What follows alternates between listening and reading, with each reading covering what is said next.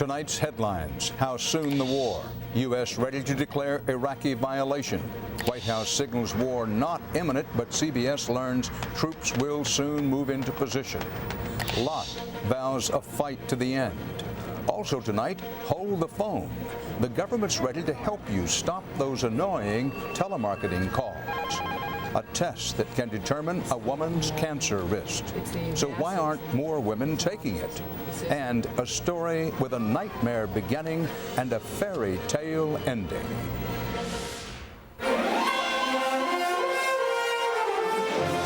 This is the CBS Evening News with Dan Rather reporting from CBS News headquarters in New York. Good evening. The likelihood of a new war is growing. The Bush administration is preparing to give its official response to Iraq's weapons declaration. The White House said today that there are serious problems and omissions, but signaled President Bush will not declare, at least not yet, that there has been a material breach of the UN resolution, a breach that could trigger a war.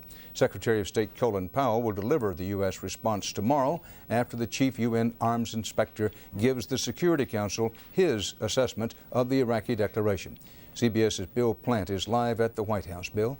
Dan, even before the UN report to the Security Council, the Bush administration is making it very clear that it believes the Iraqi declaration is full of holes.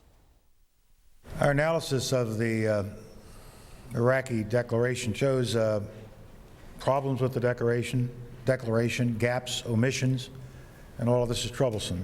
Britain's Prime Minister and Foreign Minister today also slammed Baghdad's claim that it has no weapons of mass destruction as an obvious falsehood. The U.S. has already told UN weapons inspectors some of what it believes is missing from the Iraqi declaration, including records of the destruction of chemical and biological manufacturing equipment and a number of chemical-tipped munitions. The Security Council resolution, which reinstated the UN inspections, says clearly that false statements or omissions in the declarations shall constitute a further material breach. The president in Prague last month warned that this was Saddam Hussein's last chance to tell the truth. Deception this time will not be tolerated. Delay and defiance will invite the severest of consequences. The White House today reinforced that message. I assure you, this president does not bluff. Yet administration officials say that even though the Iraqis are clearly in violation of the new UN resolution, it's too soon to pull the trigger. We are not encouraged that they have gotten the message, but we will stay within the UN process. Officials say the Secretary of State and others believe that the U.S. needs to spend more time building support and assembling a coalition for any military action. At the same time, it is pressuring the UN to begin interviewing Iraqi scientists outside the country. They are the people most likely to know of secret weapons programs. Today's dose of skepticism from Washington and London will be reinforced again tomorrow after the chief weapons inspector's report to the UN. The goal is to convince the world that Iraq, which seemed to be cooperating, is still up to its old tricks. Dan? Bill Plant at the White House, thanks. As the diplomatic maneuvering goes on, so do preparations for war, as President Bush makes a point of being seen moving closer to pulling the trigger. CBS's David Martin at the Pentagon reports nearly 30,000 reservists and National Guard troops can expect a call very soon. A ship pulls into Beaumont, Texas to take on another load of heavy equipment bound for the Persian Gulf. The prelude to a 60-day buildup of combat forces expected to begin shortly after the first of the year with a call-up of reserves. The goal is first to convince Saddam Hussein he has no choice but to give up his weapons programs. Second, to persuade the Iraqi army it will be destroyed if it does not rise up against Saddam. And third, if all else fails, to be ready to go to war by the beginning of March. In the 2 months it will take the U.S. to position its forces around Iraq, there will be several key events which will determine the likelihood and timing of any war. The request by the UN weapons inspectors to take Iraqi scientists and their families out of the country so they can be interviewed without fear of reprisal. Those interviews could produce a host of new leads that would take the inspectors weeks, if not months, to track down. But if, as most officials expect, Saddam refuses to let his scientists go, it would be a further violation of the UN resolution. On January 27th, Chief UN Weapons Inspector Hans Blix is scheduled to report on Iraq's compliance. If, as expected, Iraq has failed to comply, then the U.S. will have to decide whether to seek another UN resolution authorizing the use of force or simply form a coalition of countries willing to go to war without another UN resolution. War is not yet imminent or inevitable, but with each passing day, it gets closer. Saddam, of course, is a master of brinkmanship and may wait until the U.S. is about to attack before he makes any concessions. That will be too late. According to one military officer, Saddam will not be given a chance to back down if he defies the UN again. David Martin, CBS News, the Pentagon. U.S. officials said today a leader of the militant group Hamas, his wife, and 5 brothers have been indicted on charges of having financial dealings with terrorists. 4 of the brothers, who work for a computer company, were arrested in Dallas. One headed a, quote, charity shut down last year as an alleged front for Hamas. The Hamas leader indicted today is Musa Abu Marzouk. He and his wife are believed to be in the Middle East. The U.S. deported Marzouk to Jordan 5 years ago after declaring him to be a terrorist. White House officials said again today President Bush does not think Trent Lott needs to resign as Republican leader of the U.S. Senate. But that may not be enough to save Lott's job. Lott is vowing a fight to the finish. We go to CBS's Bob Schieffer in Washington. Bob, how do things look for Lott now? Well, Dan, Senator Lott is hanging on by his fingernails tonight after taking some of his heaviest hits yet, beginning with blistering criticism from a man whose support he had wanted, Secretary of State Powell. Powell saw nothing to admire in Lott's praise of then segregationist Strom Thurmond's presidential campaign. I was disappointed in the senator's statement. I deplored the sentiments behind the statement.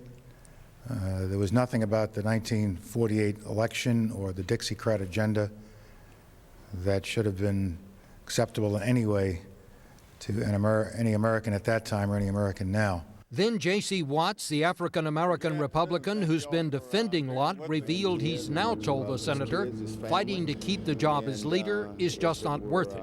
If it was me, I would not be willing to put my family through what I think is what he's about to go through. I think it only gets worse from here. And after that, Rhode Island's liberal Lincoln Chafee became the first Republican senator to say publicly it's time to change leaders. Well, I believe it's time for change. I think the process is happening. Even the president's brother, Florida Governor Jeb Bush, chimed in. He told the Miami Herald something is going to have to change. To have this get in the way is damaging the Republican Party. Back home in Mississippi, Lott vowed to fight on and seemed to feel he was stifling criticism from anonymous White House aides who've been saying he had to go. I've talked to the president, and we had a very good conversation. There seems to be some things that are kind of seeping out that maybe have not been helpful. And the White House said later Lott had not spoken to the president today, but to his chief of staff, Andrew Card. Card agreed some of the criticism was unfair, but the White House again offered no support, and tonight we've learned a senior Senate Republican previously in Lott's corner is trying to find someone Lott trusts to tell him this battle is probably lost. Dan. Bob Schieffer in Washington. In Louisiana today, former Ku Klux Klan leader David Duke pleaded guilty to mail fraud for bilking his supporters and filing a false tax return. Prosecutors say Duke will spend 15 months in prison and pay a $10,000 fine. Duke has spent the past 3 years overseas. He made the plea bargain deal after he returned a few days ago. On the CBS Market Watch, Conseco says it hopes to get out of bankruptcy very quickly. Conseco, the insurance and finance company, filed last night for Chapter 11 protection from its creditors, the third largest U.S. corporation to do that. Billionaire businessman Robert Johnson, founder of the BET Network, was awarded the new NBA professional basketball franchise for Charlotte, North Carolina. He will be the first African-American majority owner of a major professional sports team in this country. A sell-off on Wall Street this day. The Dow lost 88, the Nasdaq 30. Coming up next on the CBS Evening News, a genetic test that measures the risk of getting cancer. For women, it could be a lifesaver. Most of you would probably agree there are few things more annoying than being interrupted by a telephone call from someone trying to sell you something. Well, under pressure, the federal government is going to try to help. CBS's Bobby Harley reports on steps announced today to keep telemarketers from getting through to you. Good afternoon, Stuart Newman. Madeline Mirabal finds herself doing something she hates, dealing with telemarketers. Despite my efforts to say no, thank you, it was absolutely absurd, and I had to yell at them. And I think I used profanity. And I ended up hanging up the phone. Mr. Swick, are you current? It happens to millions of Americans every day. That's why the Federal Trade Commission wants to curb the unwanted phone calls. For the first time, all consumers will be able to eliminate most telemarketing calls simply by clicking to a website or calling a toll-free number. That would register people on a national do not call list. Telemarketers would also be identified on caller ID and restricted when using automatic dialing, or face heavy fines. This is government regulation and confusion and increased costs. It's the real problem for us. But the real problem is 97% of all Americans don't want the unsolicited calls. The average household gets 2 to 3 such calls every day. That's 104 million nationwide, totaling more than 37 billion each year. Hopefully by this time next year, the only thing consumers will hear ringing at supper time will be jingle bells or sleigh bells and not jangling phones. There are exemptions like nonprofit groups, and the proposal doesn't cover some of the biggest telemarketers of all, banks and phone companies, because they're regulated by a different federal agency, which is considering similar rules. All the more reason consumers like Madeline Mirabal doubt there's any real remedy. They'll find a way to, find you and bother you. Congress still has to approve the measure. Bobby Harley, CBS News, Miami. A new study out tonight indicates there's a genetic test that could be a big help to breast cancer patients. The test is designed to tell how aggressive the cancer is and help determine the most effective treatment. There are other genetic tests that can improve a woman's odds in the battle against breast and other cancers. We give you a look now at one of the most important tests. CBS News medical correspondent Elizabeth Caledon has details in tonight's Health Watch. Up in the mountains, and this is near. As she pores over family photos with one of her daughters, Randy Mars has few regrets. That was fun. But when it comes to her health, she often wishes she could turn back time. In 1994, she was diagnosed with breast cancer. 6 other women in her family, including her mother and sister, also had the disease. Everybody has died. I'm the only one left. Because of the family history, Randy's doctor, Jay Brooks, recommended she take a genetic test to see if she carried the abnormal gene known to cause breast cancer. She'd already made a full recovery, but the presence of the gene can forecast future health problems. If you have the gene, you have about a 50% lifetime risk of developing ovarian cancer. But at the time, genetic testing was new, a little scary, and it was expensive. And the cost was about $3,000. So Randy never got tested, and in late 2000, she developed ovarian cancer. The genetic test for breast cancer is widely available and is covered by most insurance. It involves a simple prick of the finger to draw some blood, followed by lab work. Yet most women don't know it exists. The company that makes it has even started running TV ads, so women know it's out there. Breast cancer runs in my family. Dr. Brooks says it's a tool that can save lives. If we had diagnosed Randy with this gene, we would have recommended that she have her ovaries and her uterus removed and would have most likely prevented her from developing ovarian cancer. The test is most useful for women with breast cancer in their 30s or 40s, or who have relatives who've been diagnosed young. One of Randy's daughters, Jamie, took the test. She does not carry the gene. I was very relieved. It's one bit of good news for Randy, who is now undergoing more chemotherapy in a second fight for her life. She's optimistic, but does she wish she had taken the test? I went through a lot of anguish about that, and now, gosh, I wish I would have. I wish I would have. From here, she'd rather look forward than back, telling her story to other women who might benefit from knowing what's in their genes. Elizabeth Caledon, CBS News, New York. Coming up next on the CBS Evening News, a look into the future, rebuilding the World Trade Center. We'll show you the latest proposals. It's been 15 months since the terrorist murderers destroyed the 110-story Twin Towers of the World Trade Center. Today, the public got a look at the latest proposals from some of the world's leading architects for rebuilding on Ground Zero, including some that call for even taller skyscrapers. CBS News correspondent Jim Axelrod has our report. It's now round 2 for public construction project number 1. Remember that they are designs not only for our time, but for all time. 9 ideas for rebuilding Ground Zero. All center their projects around a memorial. All incorporate up to 10 million square feet of office space and 3.5 million for stores. All but one left the actual footprint of the Twin Towers undisturbed. While New Yorkers remain emotional and divided about it, all 7 teams of architects and designers submitted plans to rebuild tall towers here at Ground Zero. At least 4 of the 7 want to build the tallest structure in the world. People want to go back up into the sky in some way. There's a sense that we have to heal the skyline. One proposal has a skyscraper dividing into 2 parts that kiss together at points. Another connects 5 tall buildings. Still another calls for a tower 1,776 feet tall with a spire. This comes 5 months after a half-dozen more general plans were floated and sunk by a feeling they weren't a worthy reflection of 9/11. It was infinitely more exciting than what we saw in July. Nikki Stern lost her husband in the North Tower. To have that kind of talent applying themselves to the site, that was very uplifting. It was that was very exciting. But I wish my husband were here to see it. It's still very early. A final design will be synthesized from these plans. Then it's the public's turn to weigh in. Groundbreaking is at least 5 years away. Jim Axelrod, CBS News, New York. A California judge has made the call on a baseball worth at least $1 million. You may remember the wild scene last year when Barry Bonds hit his record 73rd home run and fans in the stands battled for the ball.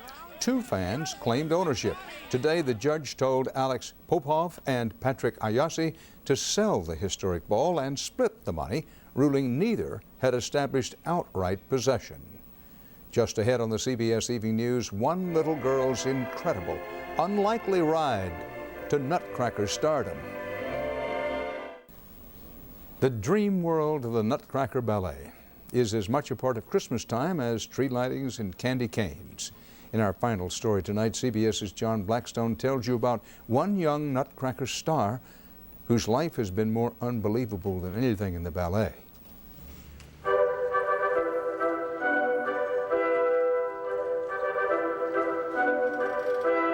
Across America, it's Nutcracker season. The holiday classic fills the seats and the stage with children.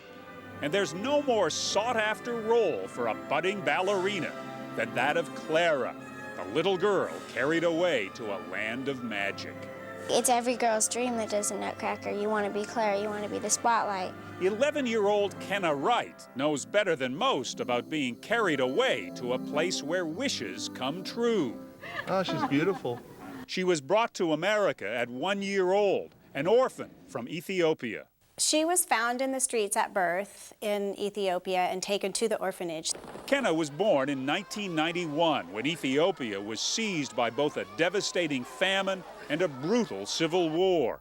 7 million Ethiopians were facing starvation.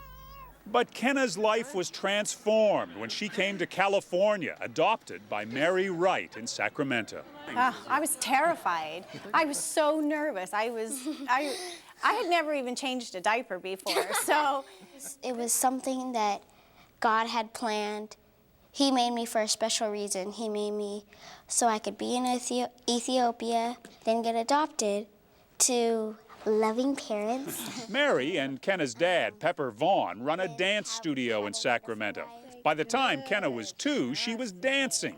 Quite a leap for a baby too weak to crawl when she was 1. I actually thought when I was little that I was the best. I was the one that was the best, and I could be in those big tap dances. So I really believed in myself when I was little. And still do, I think. Yeah, I still do. She's been part of the Sacramento Ballet's annual Nutcracker since she was 6. This year, she was offered the starring role of Clara. When I saw her on the stage as Clara, I thought about that a lot, like where she came from. It was really emotional.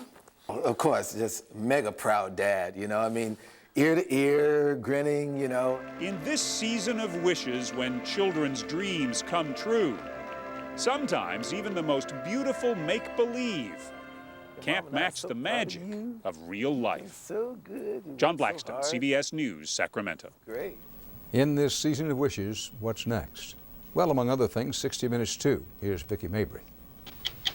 The season's biggest blockbusters aren't at the movies, they're video games. And they're not just for kids, they're for adults. So why is Bill Gates so excited? Plus, what makes her the hottest new chef on TV? 60 Minutes 2, tonight at 8, 7 Central. For the CBS Evening News, Dan Rather reporting. I'll see you soon on 60 Minutes 2. For news 24 hours a day, go to cbsnews.com. AOL keyword CBS News.